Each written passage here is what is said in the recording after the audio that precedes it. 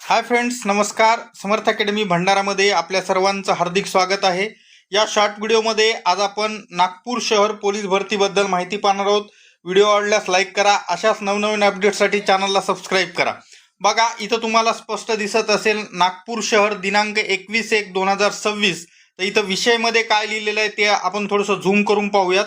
बघा, या ठिकाणी लिहिलं आहे पोलीस शिपाई भरती 2024-25 व कारागृह शिपाई भरती 2024-25. तर याच्यामध्ये पुढं काय लिहिलेलं आहे बघा. उमेदवारांना शारीरिक मोजमाप व शारीरिक चाचणीकरता बोलवण्याबाबत वेळापत्रक.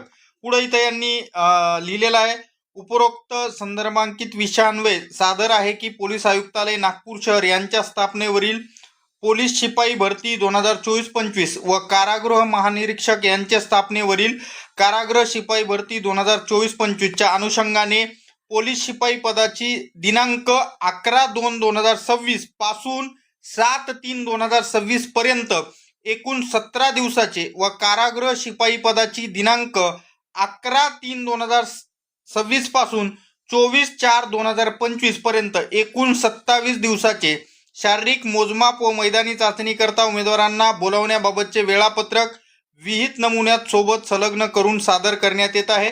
सहपत्र वेळापत्रक आहे रवींद्र कुमार सिंगल, पोलीस आयुक्त नागपूर शहर.